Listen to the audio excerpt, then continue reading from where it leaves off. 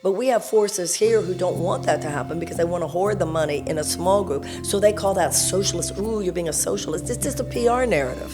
That's all. Ready to break up with your bank, but stressed about having to redo all your direct deposits? With Amplify Credit Union's new tool, ClickSwitch, it's easy to make your money move. With just a few clicks, you'll be on your way to fee-free banking in less than 90 seconds. Order up! Before your coffee order is ready. Make the switch to fee-free banking and never pay another bank fee again with ClickSwitch from Amplify Credit Union. Hi, I'm Mindy Hofman. Welcome back to the Women of Austin podcast. Today, I have part 2 of my conversation with Democratic presidential candidate, Texas native, best-selling author, activist, and so much more, Marianne Williamson. What I'm dying to know is, when you were younger, did you ever dream that you would be president? Well, remember, when I was younger, we now have had Hillary Clinton running. The idea of a woman becoming president now is not outrageous. We haven't made it happen yet. But enough women run that when a woman runs, it's not like huge news. When I was growing up, you thought maybe you'd be first lady someday. You didn't think in terms of being president. No, I didn't know if I wanted to be a lawyer or an actress. Oh, yeah. I like that. Mm-hmm.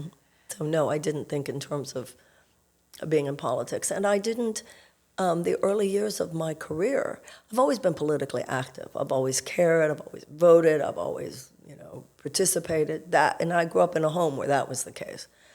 But I felt that my greatest contribution was to work in the field of personal transformation, because we have to move the needle inside as well as outside. Martin Luther King said we need quantitative shifts in our circumstances and qualitative shifts in our souls. But after about 20 years, because my career began in the early 80s, but something I started to see in the late 90s was this almost ubiquitous level of despair. When I was a young woman and I lived in Austin, it was in the 1970s, and we were young. Nobody had any money, but you didn't need to. It just wasn't so hard. In the 1970s, the average American worker had decent benefits and could afford a car and could afford a home and could afford a yearly vacation, and the couple could afford for one to stay home if they wanted, and they could afford to send their kids to college. That was in the 1970s, here in this country. Wow, that feels like so far away. Young people feel like I'm talking about a fairy tale. Yeah. No, that was the 1970s in the United States. And starting in the 1980s, Reaganomics, trickle-down economics, it led to a massive transfer of wealth. $50 trillion from the bottom 90% of Americans, to the point now where a majority of Americans live paycheck to paycheck. A majority of Americans cannot afford to absorb a $400 unexpected expenditure.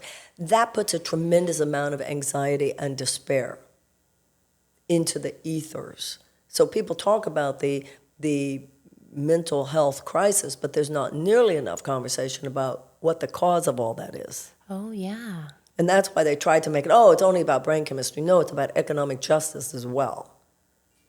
And that one is proven. And when you have people who, month after month, year after year, not only the highest level of poverty of any advanced democracy, highest level of child poverty, 1 in 4 Americans living with medical debt, which you don't have in any other advanced democracy because all of them have universal health care. People loaded with these college loan debts that don't exist in those countries because they have tuition-free college and tech school. That's every other advanced democracy. And how many of them have free child care, and how many of them have paid family leave, and a guaranteed living wage. But we have forces here who don't want that to happen because they want to hoard the money in a small group. So they call that socialist. Ooh, you're being a socialist. It's just a PR narrative. That's all. And so young people, particularly today, they're not buying any of that PR nonsense, but they're also very depressed about it. So we're living at a very challenging moment where something is going to have to give. There's rumbling underneath that, you and I are sitting here and we've been talking all morning about how this house is over $3 million. That's part of the programming. And you just do some math in your head. It is such a rarefied sliver of Americans that can even afford to be having that conversation. Whereas when I was growing up, there was a sense that people didn't want to get rich at the expense of other people having a chance to. The American dream is not just that you can have it, or you can have it, or you can have it, or I can have it. The American dream is any of us, if we work hard enough, should be able to have it. Yeah. That's the American dream. The American dream is that we live in a land of freedom to make your dreams come true. You have millions of American children who are locked out of any possibility of that dreaming by the time they're 10 years old, who go to schools, millions of them, who go to schools where they don't even have the adequate resources to teach a child to read. And if a child cannot learn to read by the age of 8 or 10, the chances of high school graduation is drastically reduced, and the chance of incarceration is drastically increased. When I lived here in Austin in the 1970s, there were 300,000 people incarcerated in the United States. Today, there are over 2 million. Yeah, that sounds really low, 300,000. Wow. Yeah, well, because we now have an entire industry of prison building. There's so much money to be made. Half of our incarcerated in federal prison are nonviolent drug offenders. Mm-hmm. And it's way too easy to get in and way too hard to get out of the U.S. prison system. So we have to face the underlying problems in this country that are not responded to adequately by just tweaking a little here or tweaking a little there. And that's why I think children are so important. And that's when we talk about women. I think that, I think two things about women in America today. Number one, we talk about, we still want this power to do this or power to do that, which is important. We need to still pass the ERA and so forth. But I think we have to have more of a conversation about what we should be doing with the power that we already have. For instance, if the women in the United States, you and I were talking to someone earlier who said that she was just recently understanding how important it is to vote. There are so many things that go on in this country that should not go on, which if the American woman was really awake to the crises, we would not allow to happen. 46% of the urban water supply in the United States is filled with PFAS. These obviously, they're chemicals that never break down. These are carcinogen agents, carcinogens in our food, toxins in our air that once again do not exist in other countries, which is because in other countries they're regulated. In other countries it's illegal to do that. But here we're so proud of everything so deregulated. What are you so proud of? Yeah. They call it job-killing regulation. No. It's safety regulation. Look at the ingredients in a bottle of ketchup here, and then look at the ingredients in a bottle of ketchup, the same bottle of ketchup in Canada. We have such a higher level of chronic illness in this country than we do in other advanced democracies. And this is the kind of thing women should be thinking about and talking about. Yeah.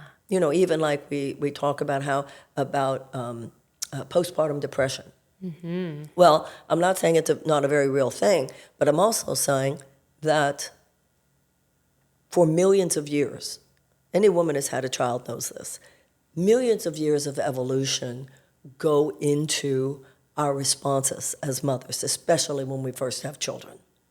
And those millions of years have taught us when it's not time to leave that baby yet. In every other advanced democracy, they have paid family leave. Oh. So sometimes we say, she's going through a depression. No, she's depressed because she's leaving her baby sooner than she knows she should. Every cell in her being is saying, I'm not supposed to go to work today. Every cell in her being is saying, I need the baby and the baby needs me. Now, in other countries where they have the paid family leave universally, they know that the society will pay so much less later in terms of delinquency, in terms of all of the problems that can emerge. But here it's all short-term profit for business, short-term profit for business. And so the problem you have is we have women who go to the therapist and discuss my pain, my depression. We also need more women coming together saying, you're depressed about that? I am too. You're depressed about that? I am too. Oh my God, we need paid family leave. And then to actually collectively respond to the challenge. That is a challenge not just for me, but for us. There is too much of a me orientation. Yeah. There absolutely is. I think people are waking up, don't get me wrong. But it is something for us to recognize. Yeah.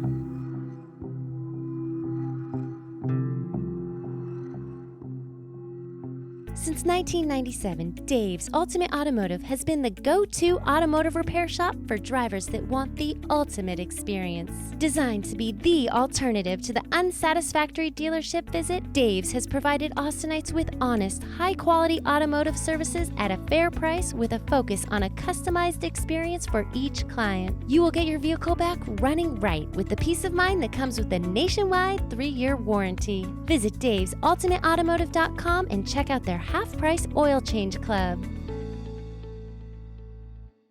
Tired of the hassle of outdated, inefficient equipment? Experience high-quality, refurbished IT solutions custom-tailored to your organization's unique needs. At Evergreen Electronics, our certified experts are dedicated to providing you with top-of-the-line, reliable technology. It's not just high quality, it's cost-effective and environmentally sustainable. Ready to level up without breaking the bank? Head over to evergreenelectronics.com to learn more.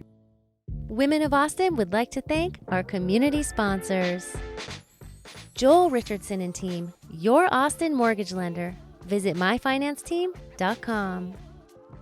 Dave's Ultimate Automotive. Visit Dave's Ultimate Automotive and become a part of the Dave's family today. Warren Callion Maddox, Attorneys at Law, a proud minority and women-owned business enterprise.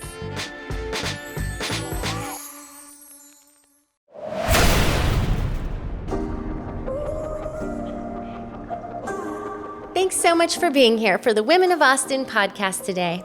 We're filming at 1717 Valeria Street. This is a listing from Wise Property Group.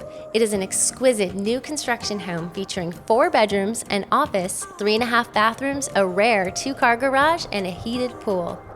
This timeless design plays homage to the classic elements in traditional homes with a modern sophistication you won't find in other homes on the market. Stop by 1717 Valeria to see something different in Central Austin. You can find more information on this home and Wise Property Group in the show notes. Do you feel that women now are a little bit softer or less active than they have been in the past? Absolutely. Yeah. And once again, I have to say, in many ways, listen, the tribe of wellness and higher consciousness, this is my world, the trunk of my tree, but our own shadow side is involved in that because it has fostered, there is too much of a me orientation. Yeah. There absolutely is. I think people are waking up, don't get me wrong, but it is something for us to recognize. Yeah. That's interesting. And then also sometimes, I have quite a background as a nonprofit organization. So a lot of times women will come together and, form charitable activities and charitable organizations, nonprofits, and so forth. But there's no amount of private charity that can compensate for a basic lack of social justice. So you might raise $50,000 or $100,000 or even $1 million for some problem that has to do with the gargantuan levels of dysfunction and pain. But if you really take a good look at what's happening in America today, that's nothing. I take it back. It's not nothing, but it's a drop in the bucket. And that's where politics comes in, and that's where governmental action comes in. Because no individual, maybe Elon Musk or, Zuckerberg, right, but no average individual can raise enough money to respond adequately to so much suffering that can only be assuaged by governmental action. whether it has to do with children, whether it has to do with regulating safety, whether it has to do with regulating what happens with the air, our energy grid. Yeah. As an individual, you can recycle all you want. That's not going to stop the hurricane. Right. But if we start ramping down fossil fuel extraction, then you're talking. Then you're talking about trying to mitigate some of this climate crisis. But you've got huge forces, including here in Texas. Once again, I was born and raised here. But big oil is not going to have any of that. Oh, no. And only a revolution at the ballot box is going to override that. Because right now, whether they're Democrats or Republicans, they fall in line to what big oil wants. Now, let me ask you a question about voting. And like we were talking about one of our teammates who is now going to vote and got emotional understanding the importance of it. And I feel like it's overwhelming and there are so many things that you can vote on. How do you best educate yourself and know how do you recommend learning about what you're voting, and who to trust? It's actually not overwhelming if you read a newspaper. Okay. We've got to stop. We've got to stop indulging that in ourselves and others. Yeah. The age of the ditzy woman is over. Mm-hmm. Oh, it's just so overwhelming. Mm-hmm. I've heard women say it was overwhelming, who, when it comes to, I said to one friend of mine, it was so funny, I just don't know where to get my information, she said. Yeah. And I remember saying to her, there was a time when I saw you wanted a 34C pearl-encrusted bra, Donna Karan, from 1999, and you would not stop until you found it. That's how much you know how to use the internet. Yeah. Okay? Yeah. So don't you tell me that you don't know how to Google a topic. Hello. Yes. Now, so don't you, it's just so overwhelming. Yeah. No, this is what we have to stop. Yeah. Well, then you start a book club. Guilty. Yeah. Tell Say, me more. okay, we don't know about that. We should start a book club. And, you've got my spiritual books there. Also read Healing the Soul of America. Also read Politics of Love. Mm-hmm. There's some really, there's great stuff out there. Mm-hmm. And I admit mainstream media, Fox, CNN, MSNBC, I can't tell you that's where you're going to get your best take. But there are other things a lot on the internet, and I know that can be kind of overwhelming. What do I listen to? There's a wonderful show on the internet called Breaking Points. And the reason I like it, it's Crystal Ball and Sagar Enjeti, and he's this sort of high-minded conservative, and she's a high-minded liberal. And so you really do get both. Eisenhower said the American mind at its best is both liberal and conservative. But what you hear so often in mainstream media is not really the best of either one. It just has to do with their corporate sponsors and not really the deeper scoop. Well, I'm now inspired because for Women of Austin, we have this show, of course, but we get together in person and we have a book club and we have different things that we meet up for. And just the thought of getting together and talking about what issues are important to, and then researching together and talking about it together and telling our friends. And yes. Yeah. Okay. And how powerful you feel. I feel so powerful right now just knowing. Women say to me all the time, how do I own my power? My response is use your power on behalf of someone other than yourself. It's just like what you were saying about recovery. Yeah. The way you empower yourself is by empowering someone else. Yeah. And when we do it together, especially American women, any women in advanced democracies, once again, now the Dalai Lama said, and I don't like to think this needs to be verified by any man, even one as estimable as that, but he said if the world is saved, it will be because of the Western woman.